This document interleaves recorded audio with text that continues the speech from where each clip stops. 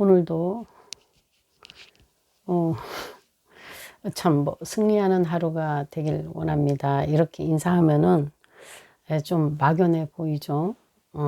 주님과 함께해서 내가 어떤 처지에 있든 어떤 상황에 처해 있든 내가 맘먹고 하는 일들이 제대로 되지 않고 오히려 내가 원하는 것과의 반대 방향으로 갈지라도 그것을 이겨내는 오늘 말씀을 나누기로 하겠습니다. 창세기 39장 합니다. 창세기 39장에는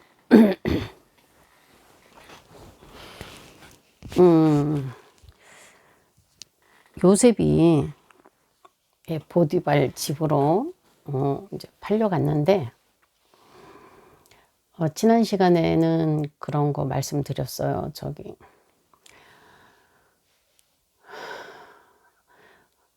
요셉이 자기가 계획하지 않고 원하지 않고 자기의 어떤 의도 없이 그렇게 하나님이 이끌어 가셨다고 시편에서는 이제 그렇게 기록을 하고 있어요.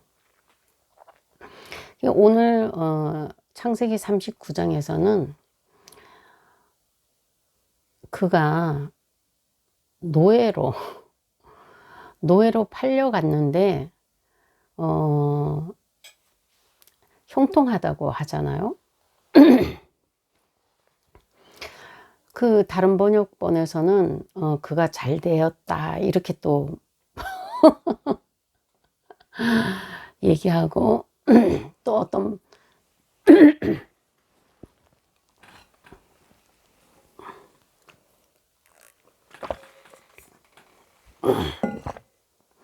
어떤 번역본에서는 성공했다. 그래서 제가 원어를 찾아봤어요. 원어를 찾아보니까 좋다, 적당하다, 유익하다, 번영을 가져오다, 번영하게 하다 이런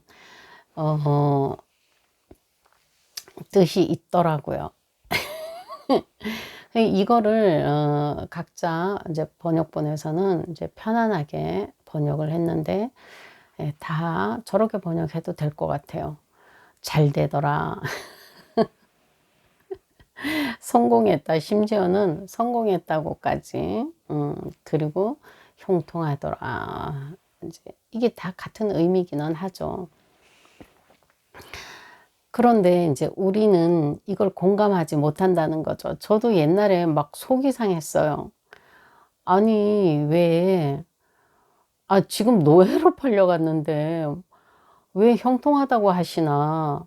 하나님이 함께 계시면 무조건 형통한 건가? 그걸 이해를 못했어요. 하나님이 함께 하시는데 나는 노예고, 거지고, 종이고, 이게 무슨 의미가 있나? 너무 속이 상했어요.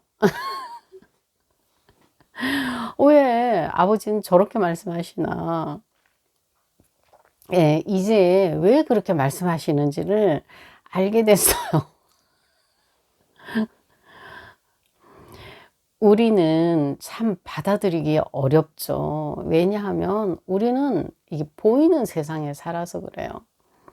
우리는 만져지고 보여지고 느껴지고 그래야 그게 실감이 되지. 나한테 아직 나타나지도 않고 보여지지도 않고 하지만 약속은 되어 있었는데 그 약속에 대한 믿음은 없고 이러니까 이런 말씀이 너무 실감이 안 났어요. 근데 지금은 이제는 실감이 나기 시작해서 제가 이걸 나누려고 합니다. 보디발 집에 노예로 팔려갔는데 하나님은 형통하다. 그리고 또 그 요셉을 통해서 보디발 집이 막 부유해졌어요.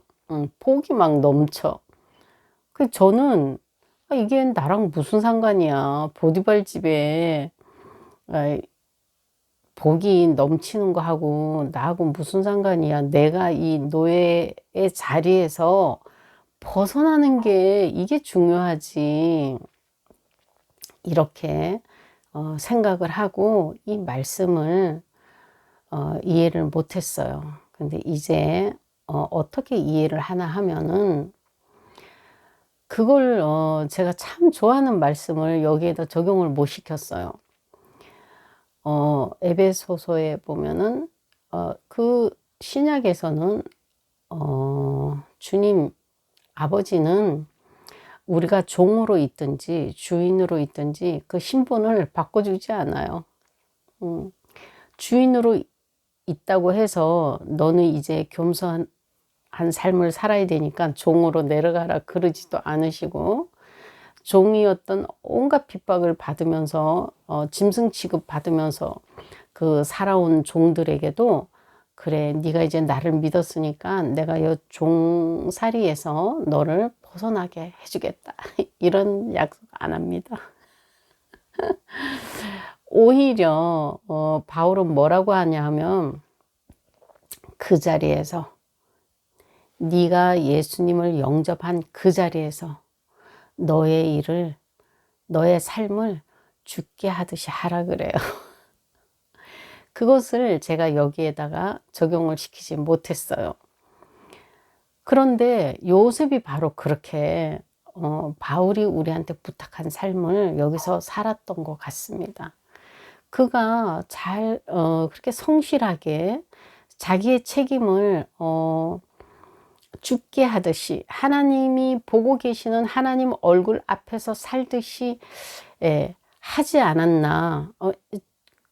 그게 아예 신앙이 이 몸에 배어 있어서 늘 정직하게 살았다는 것이 보면은 보디발의 아내가 유혹을 할 때도 과감하게 그 유혹을 뿌리칠 수 있었어요.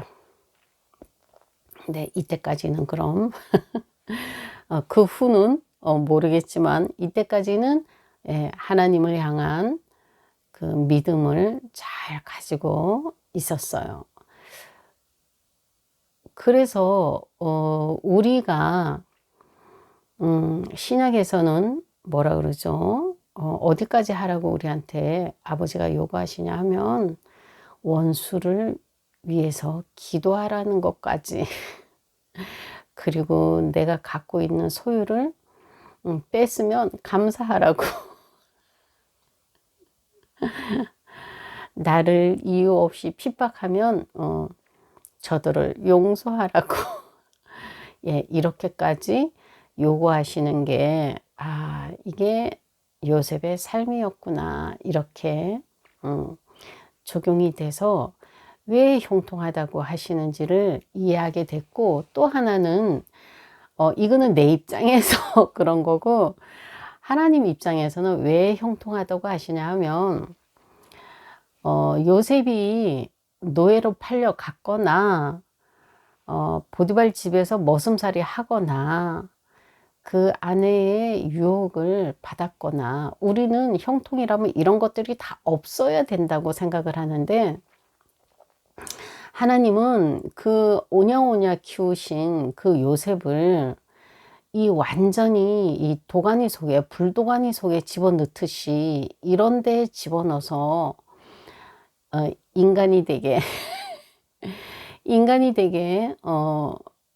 그리고 아버지의 영광을 드러낼 수 있는 존재가 되게 하시려고 이렇게 환난 가운데 있는 것마저도 내 앞에 있는 삶이고 내 손에 붙들려 있는 삶이기에 너는 형통하다고 이렇게 말씀하시는 것으로 이해가 돼서 그래서 이렇게 말씀하시는구나 이렇게 받아들이게 됐습니다.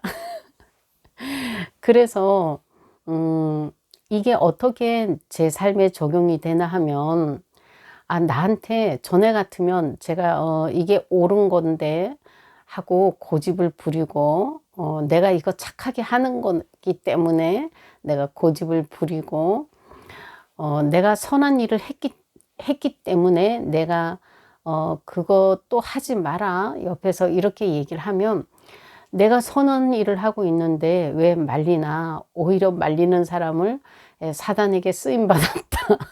이렇게 덮어 씌우면서 고집을 부렸는데, 아, 아버지가 원하시는 건 그게 아니었구나를 이제 알게 됐어요. 내가 옳더라도 만약에 남편이 그거는 안 했으면 좋겠어 하면은 그냥 바로 내려놓는 게, 이게 아버지가 훈련시키고 나를 인간으로, 이게 제대로 된 인간으로 만드시려고 했던 일하심이었구나. 아버지의 역사하심이었구나. 그렇게 이제는 알게 되었습니다. 그래서 이제는 어떤 것을 고집을 이제 안 부리게 됐어요. 왜 그러냐면 아버지가 그렇게 하는 것이 아버지의 뜻을 따르는 것이고, 내 생각을 내려놓고 내가 고집 부릴 수 있는 그 여지를 제가 다 없애버리고 싶어서 그렇게 이제 하기로 하니까 너무 편한 거예요. 그리고 말씀을 배우면서 그런 것들을 많이 배웠어요. 내 생각을 좀 내려놓고 아버지가 나를 인도하시도록 나를 내어주는 훈련. 그게 어떤 것이냐 하면, 내 생각을 일단은 할 수밖에 없죠. 내 생각을 내가 할 수밖에 없어요. 그렇지만 그것이 어떤 장애가 부딪히면은 얼른 내려놓고 내 생각을 포기하는 거죠. 그리고는 그냥 그 현실을 나를 방해하고 장애하는 것들을 그냥 받아들이는 거예요. 이게 훈련이 되니까 이제 현실 속에서도 그게 적용이 돼서 굉장히 엄청난 자유로운 삶을 살 수 있고, 이렇게 아버지가 이끌어 가시는구나. 오늘도 요셉처럼 나를 오늘도 인도하시고 훌륭한 자녀로 만들기 위해서 일하고 계시구나. 이렇게 받아들이니까 억울하지도 않고 다른 사람이 밉지도 않고 다 이해가 되고 그렇게 되었습니다. 여러분의 삶 속에서도 여러분이 생각과 계획을 가지고 있더라도 어떤 문제를 만나거나 하면은 내 고집을 부리지 말고, 이게 아버지가 일하시려고 하시는구나, 이렇게 받아들이시고 편안하게 나의 생각과 내 고집을 포기하실 수 있는 그런 삶을 오늘도 살아내서 승리로 기쁨을 맛보시기를 예수님 이름으로 축복합니다. 감사합니다.